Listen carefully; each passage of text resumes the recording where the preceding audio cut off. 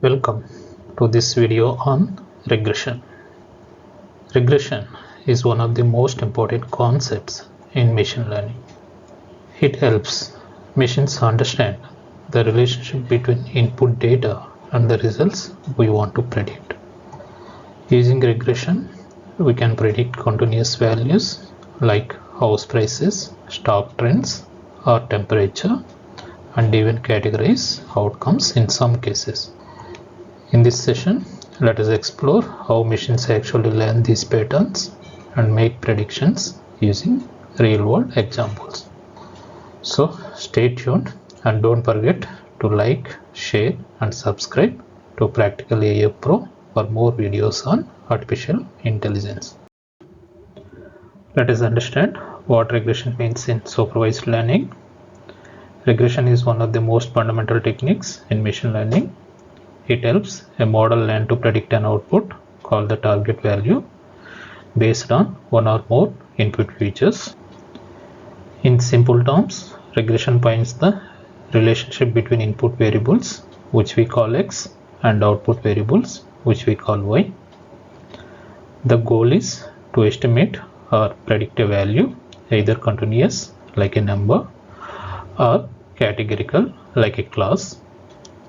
In everyday language, regression helps machine answer questions such as how much, what value, or what probability. For example, predicting house prices based on square footage and location, estimating sales revenue depending on ad spend, or calculating probability that a customer will make a purchase. This is how regression helps machine make informed, data-driven predictions. Now let us look at two main types of regression techniques used in machine learning. The first one is called linear regression. It is used to predict continuous outcomes. That means numerical values like price, temperature, or salary.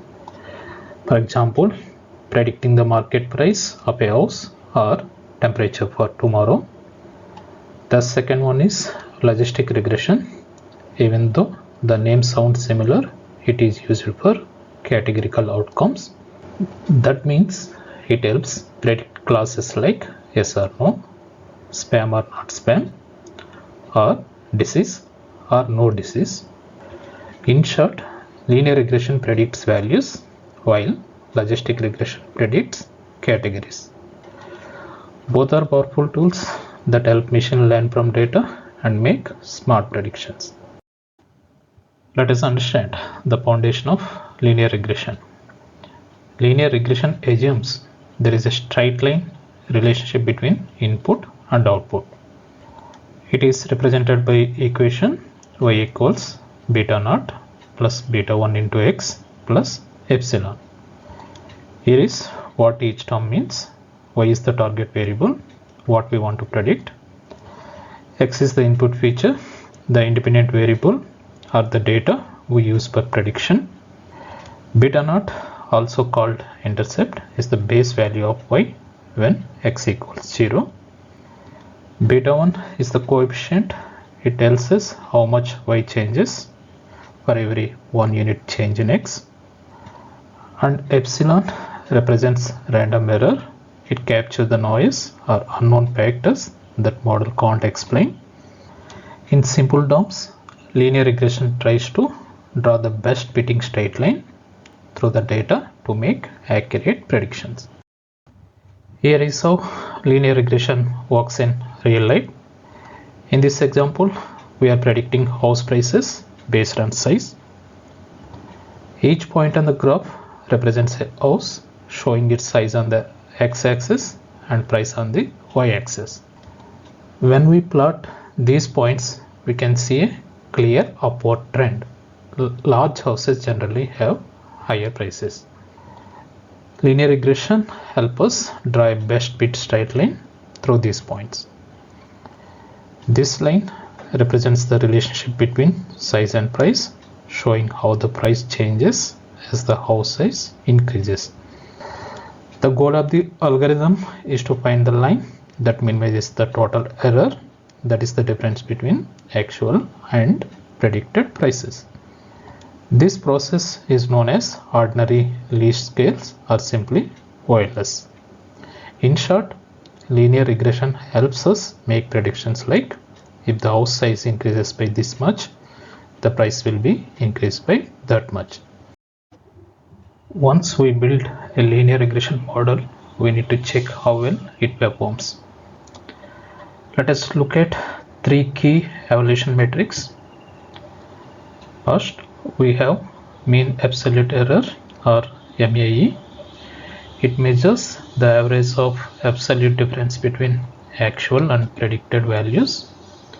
In simple terms, it shows how far off our predictions are on average. Second, we use mean square error or MSE.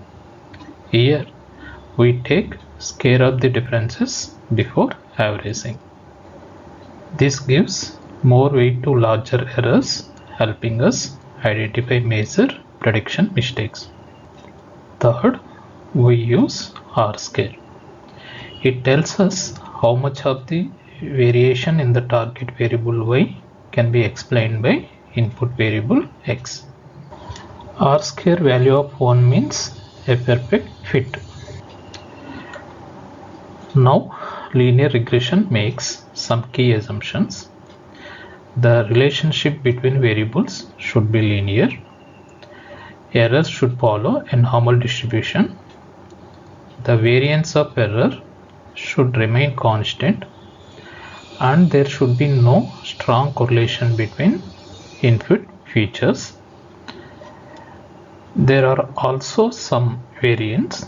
Multiple linear regressions uses more than one predicted variable, while polynomial regression adds power of x to handle curved or nonlinear relationships. These metrics and assumptions help us evaluate and trust our regression models in real-world predictions. Let us talk about logistic regression, one of the most popular models used for classification, not regression despite its name. It predicts the probability of an event happening and then assign it to a class using sigmoid function, also called the logistic function. The formula looks like this. P of y equals 1 given x equals 1 divided by 1 plus e to the power of negative beta naught plus beta 1x. In simple terms, the sigmoid function takes any real number and converts into a value between 0 and 1, representing probability. Here is how it works step by step. Step 1, we start with input features like website visits, age, or spending. Step 2, this model applies sigmoid function to convert the result into a probability between 0 and 1. Step 3, then we use a decision boundary usually set at 0.5. Step 4, finally, we make a classification. If the probability is above 0.5, we predict yes, otherwise no. That is how logistic regression becomes a simple yet powerful tool for classification problems. Now that we understand how logistic regression works, let us see how to evaluate its performance. Unlike like regression, logistic regression uses classification metrics since it predicts categories, not continuous values. Let us look at main evaluation metrics. Accuracy, it tells us the percentage of correct predictions overall. Precision, out of all the predicted positives, how many were actually positive. Recall, also known as sensitivity, out of all actual positives, how many did the model correctly identify. F1 score, it is the harmonic mean of precision and recall, balancing both ROC AUC curve. This measures the trade-off between true positives and false positives. A higher AUC means a better model. Finally, to prevent overfitting, we use regularization techniques. L1, called lasso, encourages sparsity by reducing unnecessary weights. L2, called reach, smooths larger weights so the model generalizes better to unseen data. This is how we evaluate and fine-tune logistic regression to make it both accurate and reliable. Now let us look at some real-world applications of both linear and logistic regression, two of the most widely used algorithms in data science. Starting with linear regression, it is mainly used for prediction of continuous values, sales and revenue forecasting, predicting demand and business growth, energy and temperature forecasting, understanding and forecasting consumption patterns, financial risk modeling used in investment and market analysis, healthcare predictions, estimating patient recovery time or the right dosage levels. On the other side, we have logistic regression, which is used for classification problems where outcomes are yes or no, true or false, or spam or not spam. Spam detection, classifying emails as spam or not. Healthcare diagnosis, predicting whether a disease is present or not. Credit risk analysis, deciding if a loan should be approved. Customer churn, predicting whether a customer will stay or leave. Cybersecurity, detecting login anomalies or suspicious behavior. So, while linear regression predicts numbers, logistic regression predicts categories. Both are powerful tools for solving real-world problems. Let us wrap with key takeaways from linear and logistic regression. Both these algorithms are part of supervised learning, forming the base for many modern AI models. They help deep learning networks learn how to adjust weights and activate neurons effectively.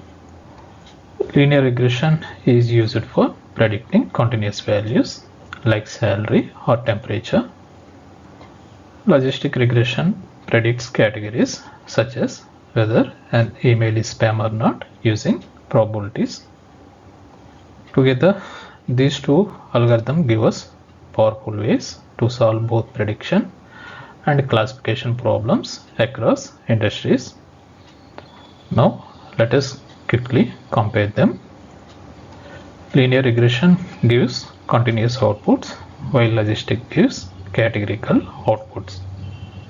For example, linear can predict a salary amount, whereas logistic predicts if an email is spam. Linear output range is from negative infinity to positive infinity, while logistic it is between 0 and 1. Linear models are evaluated using MSE, MAE and R-square, whereas logistic uses accuracy, precision, recall and AUC. And finally, linear regression is truly a regression algorithm, while logistic regression is for classification. So, in short, both are simple yet powerful tools that form the foundation of modern AI learning systems. Let us explore three powerful machine learning techniques: decision trees, random forest, and gradient boosting. Decision trees make decisions step by step. Random forest combine many trees for better accuracy. And gradient boosting improves models by learning from earlier mistakes. Together, they build smarter AI predictions. Don't forget to like, share, and subscribe. Decision trees are the foundation of many AI models.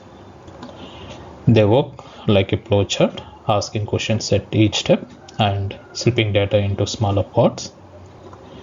Each slip helps the model make smarter and clear predictions, just like how humans make decisions step by step. Here is how decision tree work. Each internal node asks a question based on one feature. Branches represent the possible answers, yes or no, leading the data in different directions.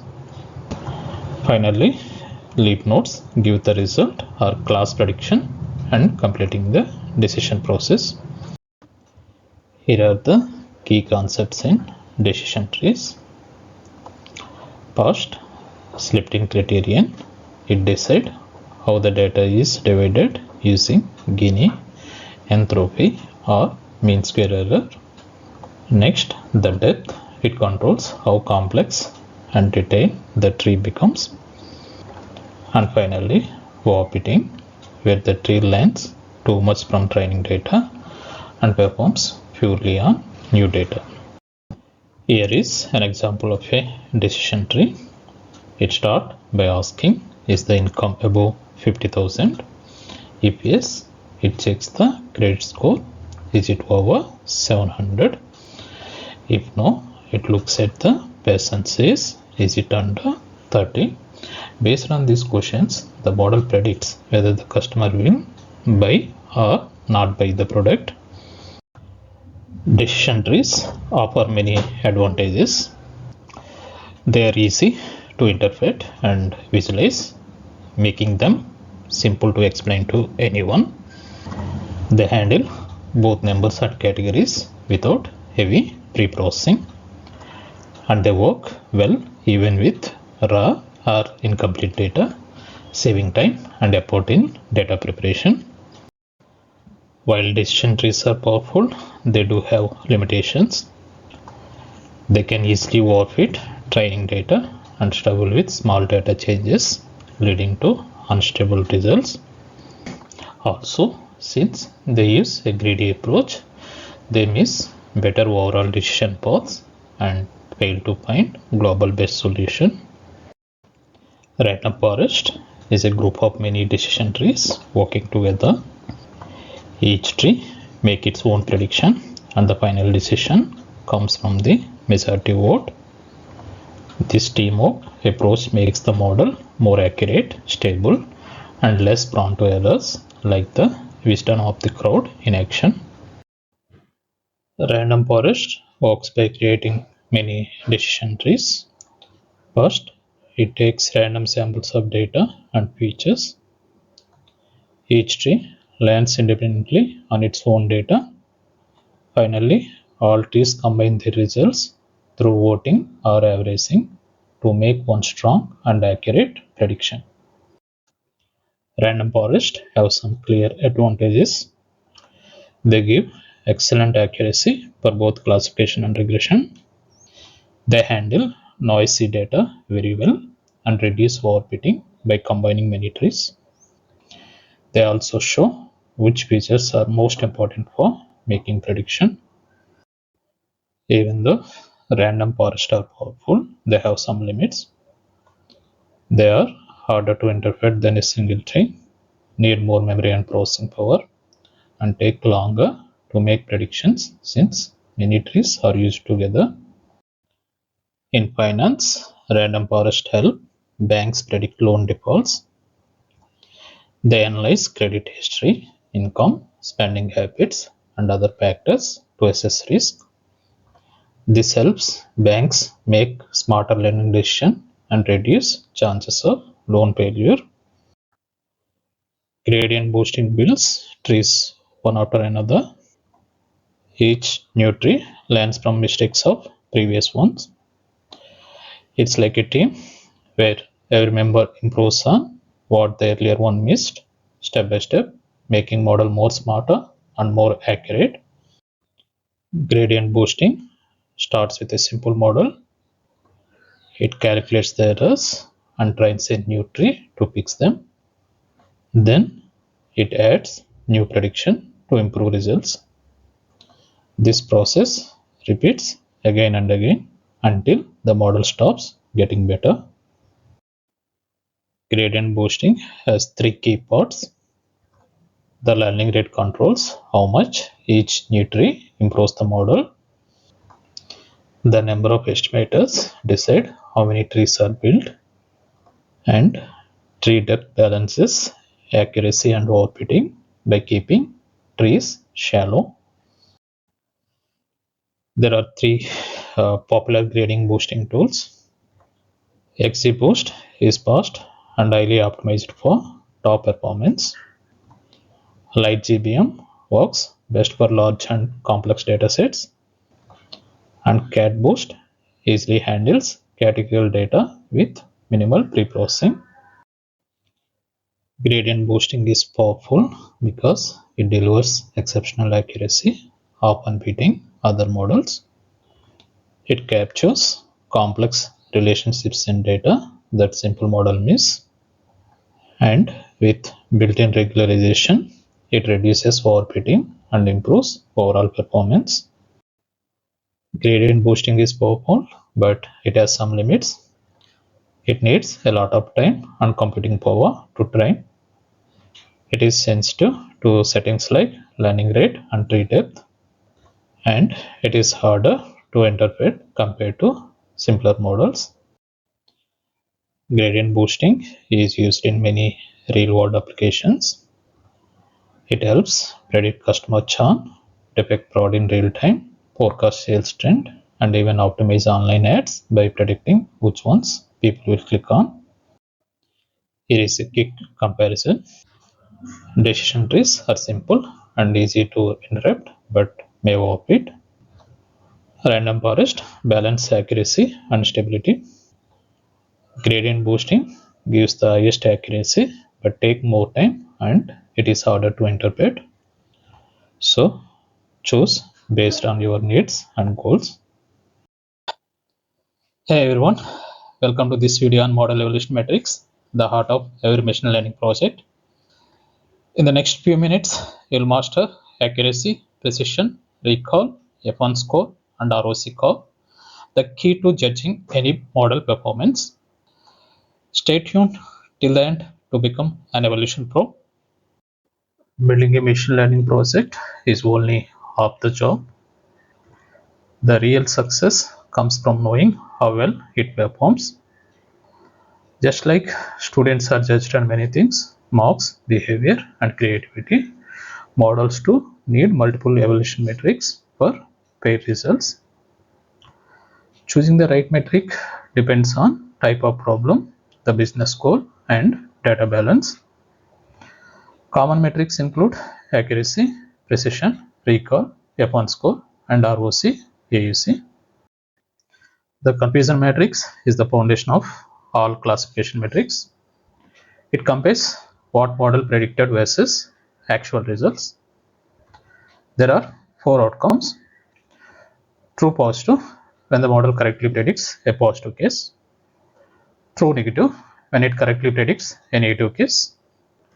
False positive, a wrong positive, or false alarm. A false negative, a missed positive, or missed detection.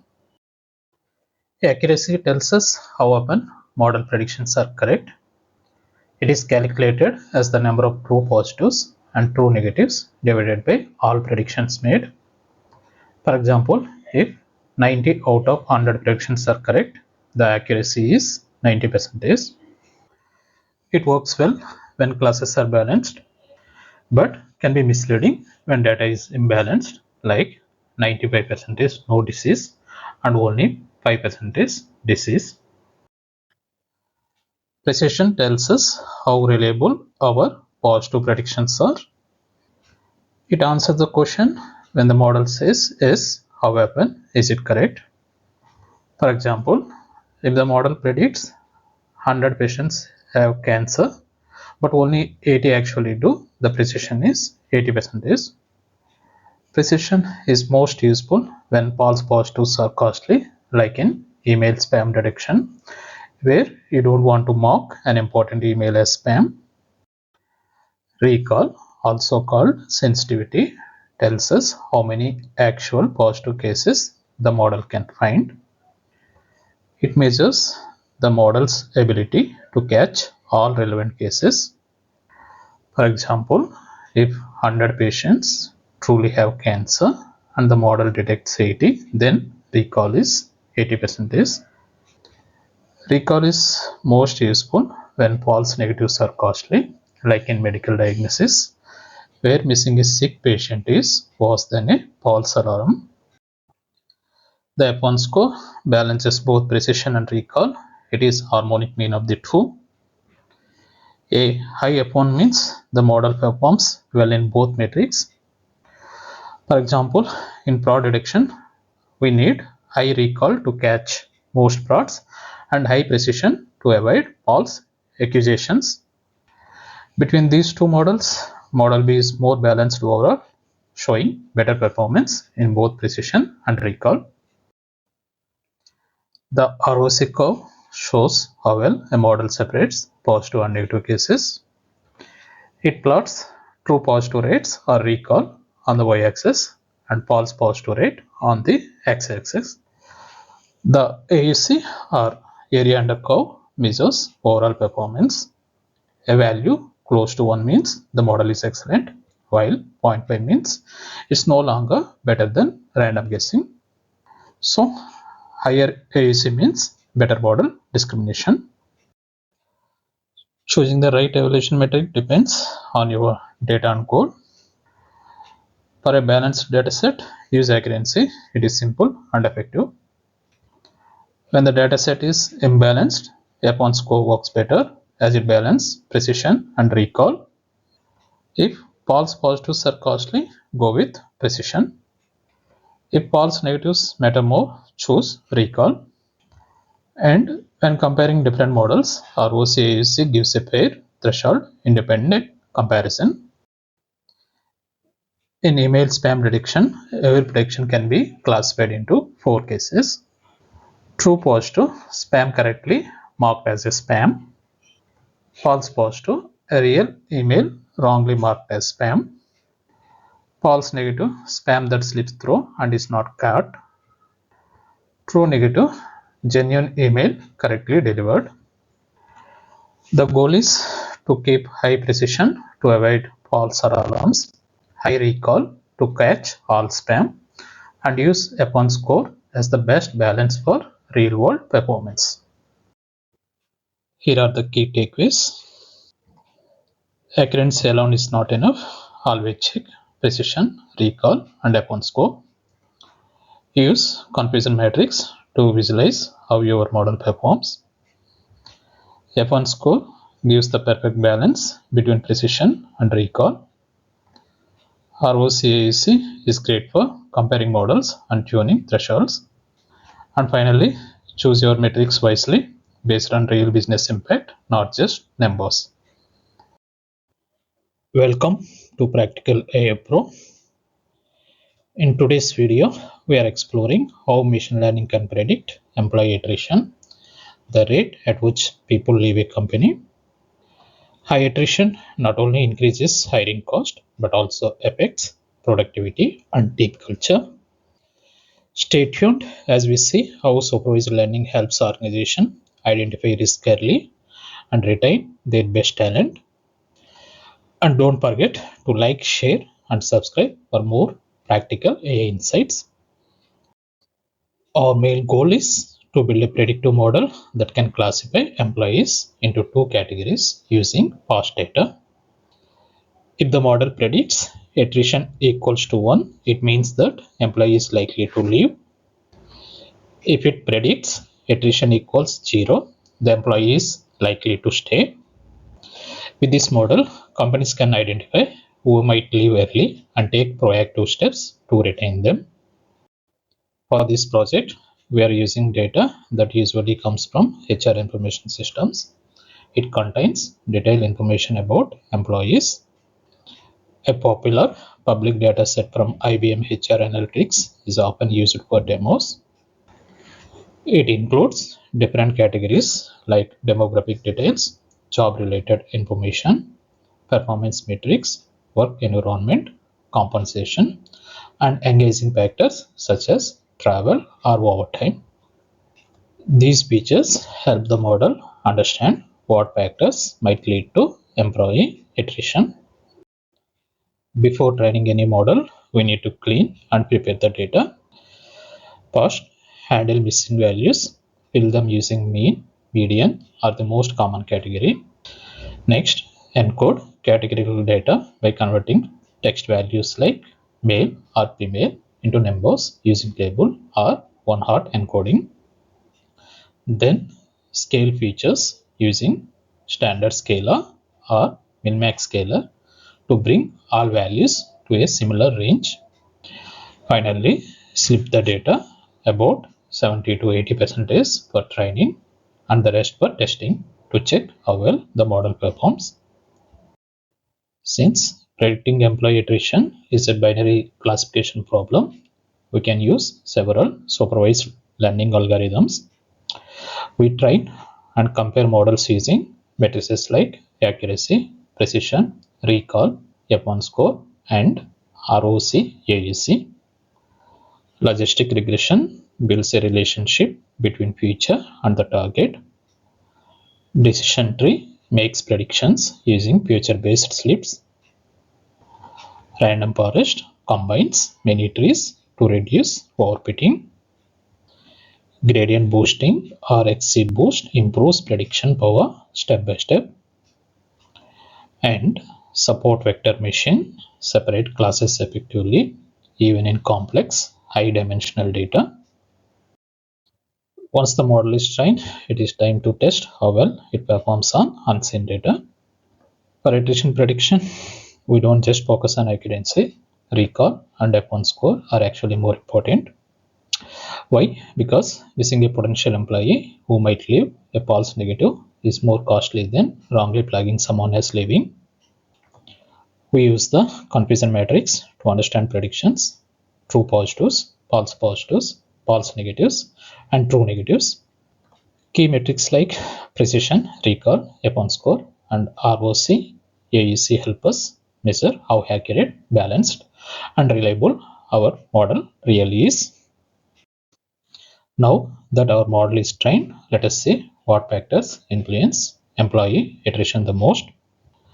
Models like random forest or XGBoost help identify key drivers that lead employees to leave. Overtime plays a big role. Employees doing extra hours are twice as likely to quit. Low job satisfaction and poor work-life balance are also strong predictors. Younger employees, especially with less than 3 years of experience, face a high risk. And finally, low income or lack of promotion opportunities often push people to move on. These insights help HR teams make smarter data-driven retention decisions. By using this predictive model, companies can reduce attrition by up to 25% and save over $100,000 in recruitment cost. It helps identify high-risk employees early, improves workforce planning, and boosts morale through timely support. In short, it turns data into smart, people-focused action. Here is a simple Python example using a random forest classifier to predict employee attrition. We start by importing the required libraries and loading the dataset. Next, we encode the categorical features and slip the data into training and testing sets. Then we train random forest model and finally evaluate it using a confusion matrix and classification report. It is clean, quick, and practical way to predict attrition using supervised learning. This case study shows the real power of predictive HR. Using supervised learning, we can move from reacting to resignations to predicting and preventing them. It's not about replacing people with AI, but helping organizations understand them better, improving retention, morale, and business value,